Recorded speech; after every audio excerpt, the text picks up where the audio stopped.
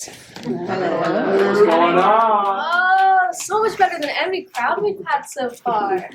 So, you will be seeing 3 plays tonight. They're all student directed by me, Isaac, and Wyatt.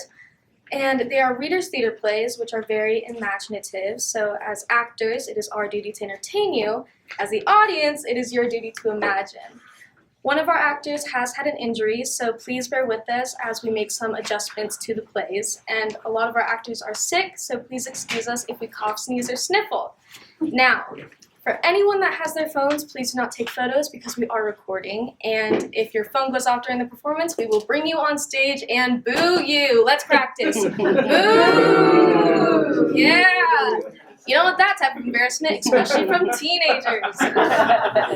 Now, friends, parents, and family, if you look in your programs, there are QR codes. So if you forgot to give your kid a Christmas gift this year, you can scan that and donate theater some money. It's not expected, but it is very much appreciative. A lot of the money that we get will go to the costumes, the set we build, the field trips that we go on for theater. It's amazing opportunities. Now, without further ado, please enjoy my play, the first one, Master Man.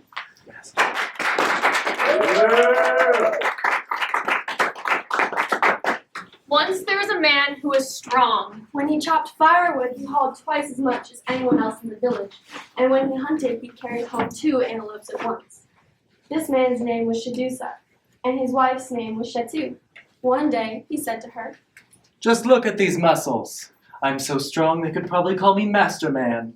but Shatu said, "Oh, quit your foolish boasting. No matter how strong you are, there will always be someone stronger. And watch out, or someday you'll meet him."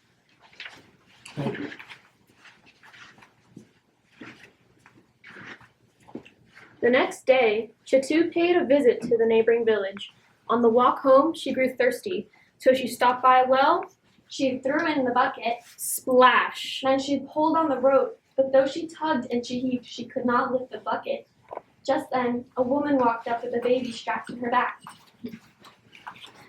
Balanced on the woman's head was a calabash, a hollow gourd for carrying water. But Shatu told her, "You'll get no water here today. The bucket won't come up." The 2 women pulled together, but still the bucket would not budge. Wait a moment, Said the woman. She untied her baby and set him on the ground. Pull the bucket up for Mama. Goo goo gaga. The baby quickly pulled up the bucket and filled his mother's calabash. Then he threw in the bucket and pulled it up once more for Shatu. "I don't believe it." Oh, it's not so strange. After all, my husband is Master Man. Goo goo gaga. When Shatu got home, she told Shadusa what had happened. Master Man? He can't call himself Master Man. I'm Master Man. I'll have to go and teach that guy a lesson. "Oh, husband, don't. If the baby is so strong, think of what the father must be like. You'll get yourself killed." We'll see about that. The next morning, Shadusa set out early and walked till he came to the well. He threw in the bucket. Splash! Then he pulled on the rope, but though he tugged and he could not lift the bucket. Just then, the woman with the baby walked up again. What are you doing here? Why, getting water, of course. Well, you can't. The bucket won't come up. The woman set down the baby, who quickly pulled up the bucket and filled his mother's calabash. How did he do that? Oh, it's not so strange. After all, his father is Master Man. Shadusa gulped and thought about going home, but instead he thrust out his chest and said, I want to meet this fellow. I want to show him who the real Master Man is. Oh, I would advise that. He devours men like you. But suit yourself. Shadusa followed the woman back to her compound. Inside the fenced yard was a gigantic fireplace, and beside it was a pile of huge bones. What's all this? Well, you see, our hut is so small that my husband must come out here to eat his elephants. Just then they heard a great Roar! so loud that Shadusa had to cover his ears. Then the ground began to shake till Shadusa could hardly stand. What is that? What is that? That's Master Man. Oh, you are joking. I've got to get out of here. Oh, it's too late for that now. But here, let me hide you. By the fence were some large clay pots, each as tall as a man, for storing grain. She helped him climb into one and set the lid in place. Shadusa raised the lid a crack to peek out. He gasped. And there, coming into the compound, was Masterman, carrying a dead elephant across his shoulders. Papa! How was your day, dear? It was great. But I forgot my bow and arrows at home. I had to kill this elephant with my bare hands. As Shadusa watched in terror, Masterman built a huge fire in the fireplace, roasted the elephant, and devoured every bit of it but the bones. Suddenly, he stopped and sniffed. Wife, I smell a man. Oh, there's no man here. One passed by a little while ago. That must be what you smell. Too bad. He would have been tasty. Then he rolled over on the ground, and before long, the leaves trembled from his snores. The woman hurried over to the pot and slid off the lid. Quick, get away while you can. Shadusa leaped out and bolted down the path, but he hadn't gone too far when he heard a distance Roar! and felt the ground tremble beneath him. Masterman was coming. Shadusa ran till he came upon 5 farmers hoeing a field. One of them called, What's your hurry? Masterman is after me.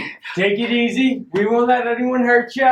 Just then, they heard a terrible. Roar! The farmers all dropped their hoes and covered their ears. What was that? Masterman, that's Masterman. Well then, you better get running.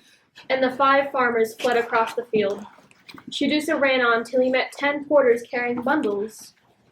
What's your hurry? Masterman is after me. Relax, no one can fight us all. Just then the ground quaked and they all bounced into the air. The porters fell in a heap all mixed up with their bundles. What was that? It's Masterman. Then run for your life! And the 10 porters bolted from the path. Shadusa ran on till he rounded a bend. Then he stopped short. There, beside the path, sat a stranger. And there beside the stranger lay a huge pile of elephant bones. What's your hurry? Masterman after me. What? Masterman's after me. Yeah, but I'm Masterman. Oh God, not this again. From behind Shadusa came another, Roar! and once again he bounced into the air. The stranger caught him in one hand as Masterman ran up. Let me have him. Then come and get him. Masterman lunged, but the stranger tossed Shadusa into a tree. Then the 2 strong men wrapped themselves around each other and wrestled across the ground. The noise of the battle nearly deafened Shadusa. The dust choked him, and the trembling of the tree nearly shook him down. As Shadusa watched, the 2 men struggled to their feet, still clutching one another. Then each gave a mighty leap, and together they rose into the air. Higher and higher they went till they passed through a cloud and out of sight. Shadusa waited and waited, but the men never came back down. At last, he climbed carefully from the tree, then ran, and he never stopped till he got them safe and sound.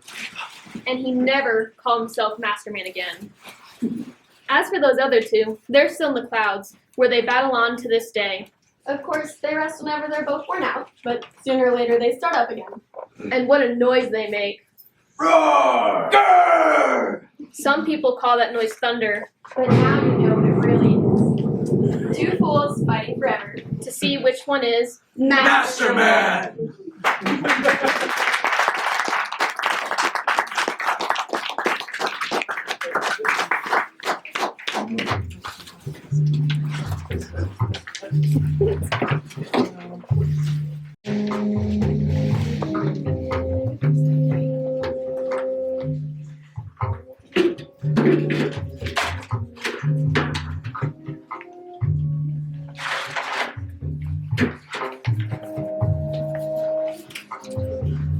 Hey guys. Now we'll be moving on to our next play, which is called The Princess and the God. This is the one I directed.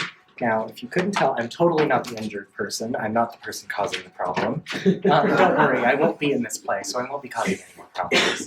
This play is about a lovely, beautiful woman who is a princess, and she has a very strong will, and she goes through some problems with her husband, and she follows through, and it's a fun story. Thank you. Thank you. Enjoy.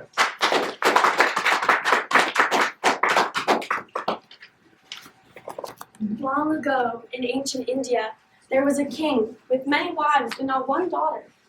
Morning and evening for 18 years, he prayed for the gift of children. Until finally, one day, a shining goddess rose from the flames. I am Savitri, child of the sun, and by your prayers, you have won a daughter. Within a year, a daughter came to the king and his favorite wife. He named her Savitri after the goddess. Beauty and intelligence were the Princess Savitri's, and eyes that shone like the sun. So splendid was she, people thought she herself was a goddess. Yet, when the time came for her to marry, no man asked for her. Her father told her, Weak men turn away from radiance like yours. Go out, find a man worthy of you, then I will arrange the marriage. In the company of servants and counselors, Savitri traveled from place to place. after many days, she came upon a hermitage by the river crossing. Here lived many who had left the towns and cities of their life for life in prayer and study. Savitri entered the hall of worship and bowed to the eldest teacher. As they spoke, a young man with shining eyes came into the hall. He guided another man, old and blind. Who is that young man? That is Prince Satyavan, a man who guides his father, a realm who's conquered. It is well known that his name means son of truth, for no man is richer in virtue. When Savitri returned home, she found her father, a holy seer called Narada. Daughter, have you found a man you wish to marry yet? Yes, father. His name is Satyavan. No, not Satyavan, princess. No man could ever be more worthy. We must not marry him. I know the future. Satyavan will die 1 year from today. Do you hear that, daughter? Choose a different husband. Savitri trembled but said, I have chosen Satyavan, and I will not choose another. However long or short his life, I wish to share it. Soon the king went with Savitri to arrange the marriage. Satyavan was overjoyed to be offered such a bride, but his father, the blind king, asked Savitri, Can you bear the life of the hermitage? Will you wear a coat of matted bark? Will you only eat fruits and plants of the wild? I care nothing about comfort or hardship. In palace or hermitage, I am content. That very day, Savitri and Satyavan walked hand in hand around the sacred fire in the hall of worship. in front of all the priests and hermits, they became husband and wife. For a year they lived happily, but Savitri could never forget that Satyavan's death drew closer. Finally, only 3 days remained. Savitri entered the hall of worship and faced the sacred fire. There she prayed for 3 days and nights, not eating or sleeping. Satyavan spoke to her. My love, prayer and fasting are good, but why be this hard on yourself? Savitri gave no answer. The sun was just rising when Savitri at last left the hall. She saw Satyavan heading for the forest, an axe on his shoulder. Savitri rushed to his side. I will come with you. Stay here, my love, and you should eat and rest, said My heart- Satyavan. My heart is set on going. Hand in hand, Savitri and Satyavan walked over wooded hills. They smelled the blossoms on flowering trees and paused beside a clear stream. The cries of peacocks echoed through the woods. While Savitri rested, Satyavan chopped firewood from a fallen tree, until suddenly he dropped his axe. Oh, my head aches, he said to her. Savitri rushed to him. She set him down in the shade of a tree. My body is burning. What is wrong with me? Satyavan's eyes closed, his breathing slowed. And Savitri looked up. Coming through the woods to meet them was a princely man. He shone through his skin, was darker than the darkest night. His eyes and his robe were the red of blood. Trembling, Savitri asked, Who are you? Princess, you see me only through the power of your prayer and fasting. I am Yama, god of death. Now is the time I must claim the spirit of Satyavan. Yama took a small noose and passed it through Satyavan's breast as if through air. He drew out a tiny likeness of Satyavan that was no bigger than a thumb, and Satyavan's breathing stopped. Prince Satyavan will find great happiness in my realm. He is a man of great virtue. Yama placed the likeness inside his robe, then he turned and headed south back to his domain. Savitri rose and started after. Yama strode smoothly and swiftly through the woods while Savitri struggled to keep up until finally Yama turned to face her. Princess, you cannot follow to the land of the dead. Lord Yama, I know your duty is to take my husband, but my duty as his wife is to stay beside him. Princess, that duty is at an end. Still, I can only admire and loyalty. I shall grant you one favor, anything but the life of your husband. Please restore my father-in-law's kingdom and his sight. His sight and his kingdom shall be restored. Yama again headed south. Savitri followed. Along a river bed of thorns and tall, sharp grass let Yama pass untouched, but they tore Savitri's clothes and skin. Princess, you have come far enough. Lord Yama, I know my husband will find happiness in your kingdom, but you take away the happiness that is mine. Princess, even love must bend to fate. Still, I can only admire your devotion. I shall grant you another favor, anything but the life of your husband. And grant many children to my father. Your father shall have many more children. Yama once more turned south. Again, Savitri followed. Up a steep hill Yama glided while Savitri clambered after. At the top Yama halted. Princess, I forbid you to come farther. Lord Yama, you are respected and revered by all, yet no matter what may come, I will remain by Satyavan. Princess, I tell you for the last time, you will not. Still, I can only admire your courage and firmness. I shall grant you one last favor, anything but the life of your husband. Grant me children, and let them be children of Satyavan. Yama's eyes grew wide as he stared at Savitri. You did not ask for your husband's life, yet I cannot grant this without freeing the spirit of Satyavan. Princess, your wit is as strong as your will. Yama took out the spirit of Satyavan and removed the noose. The spirit flew north quickly, vanishing from sight. Return, Savitri. You have won your husband's life. The sun was just setting when Savitri at last made her way back to Satyavan.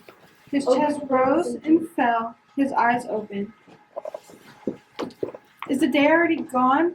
Satyavan asked. I have slept long, but what is wrong, my love? You smile and cry at the same time. My love, let us return home.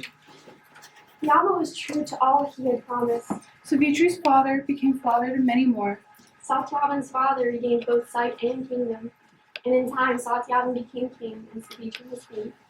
They lived long and happily, blessed with many children, so they had no fear or tears when Yama came again to carry them to his kingdom.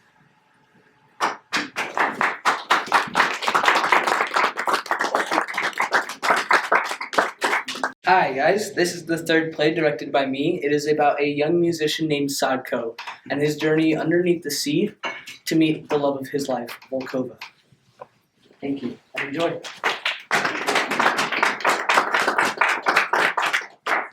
Long ago, in the ancient city of Novgorod, there was a young musician named Sadko. Every day, a rich merchant or noble would send a message to Sadko's door, calling him to play at a feast. Sadko would grab his 12-string gusli and rush to the banquet hall.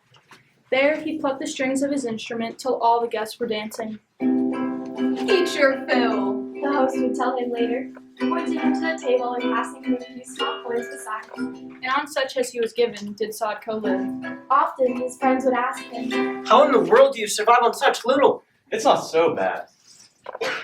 Besides, how many men can go to a different feast each day, play the music they love, and watch us set a whole room dancing?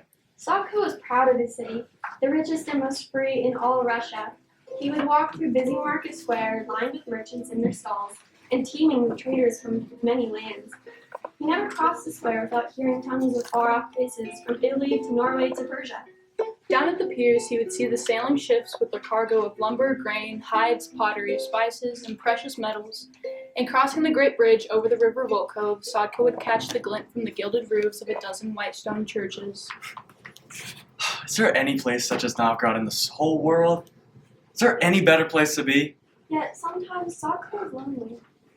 The maidens who danced happily to his music at feasts would often smile at him, and more than one had set his heart on fire. But they were rich and he was poor, and not one of them would think of being his. One evening, Sadko walked sadly beyond the city walls and down along the broad river Volkhov. He came to his favorite spot on the bank and set his goose on his lap. Gentle waves brushed the shore, and moonlight shimmered on the water.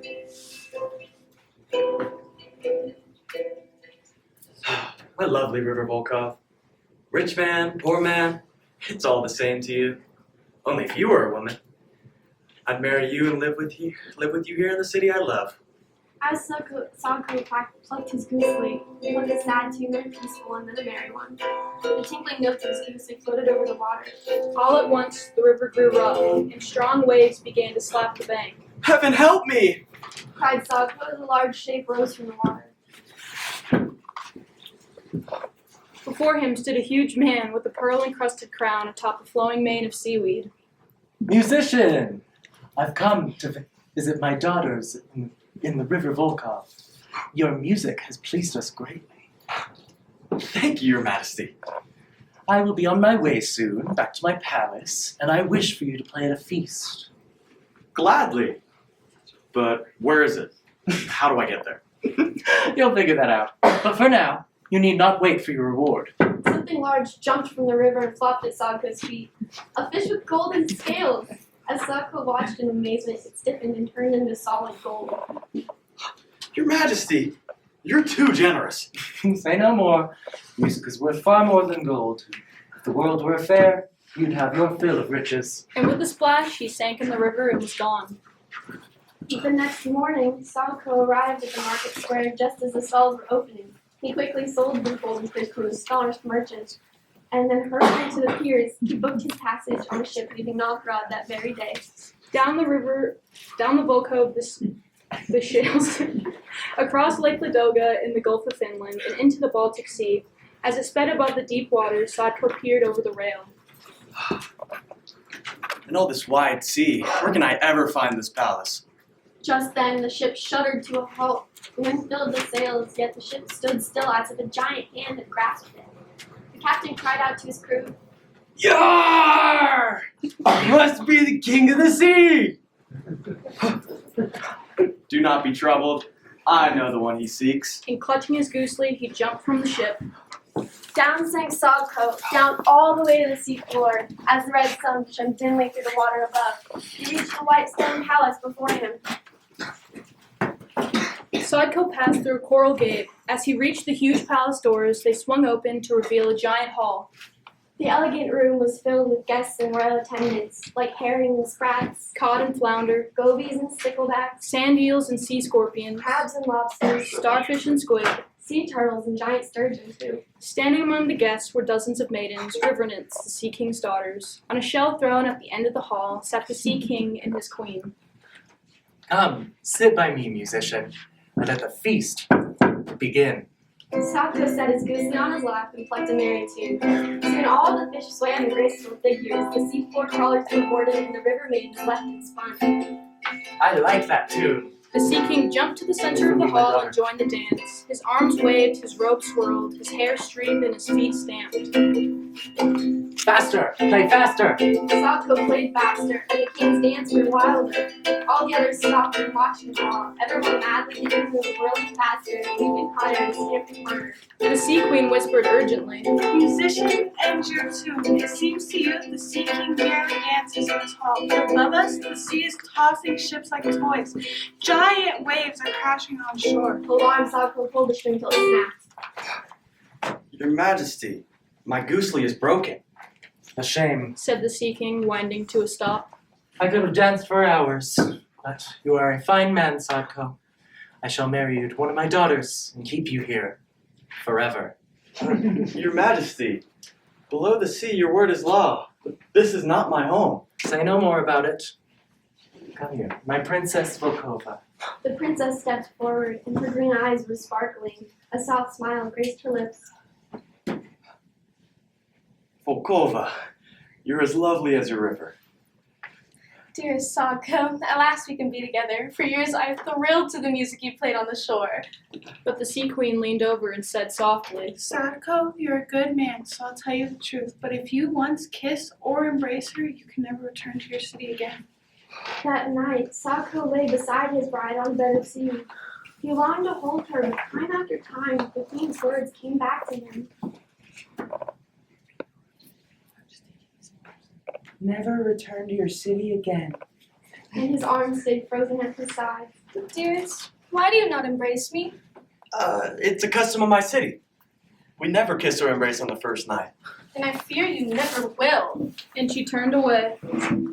When Sadko awoke the next morning, he felt sunlight on his face. When he opened his eyes, beside him was not the Princess Volkova, but the river Volkhov, and behind him rose the great walls of Novgorod. My home. said Sadko, and he wept, perhaps for joy at his return, perhaps for sadness at his loss, perhaps for both. Yet the years were good to Sadko. With the money that remained to him, he bought a ship and goods enough to fill it, and so Sadko became a merchant and in time the richest man in Novgorod. What's more, he married a fine young woman and raised a family. Yet sometimes still on a quiet evening, he would walk out of the city alone, sit on the bank, and send his tinkling notes over the water. And sometimes, too, a lovely head would rise from the water to listen. Or perhaps it was only Madame Volkov.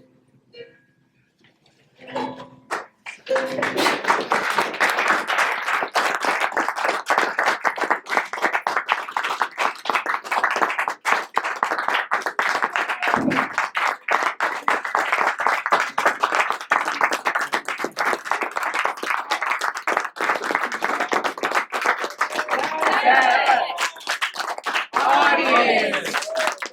Assistant directors! Directors! Good job, guys. Good job.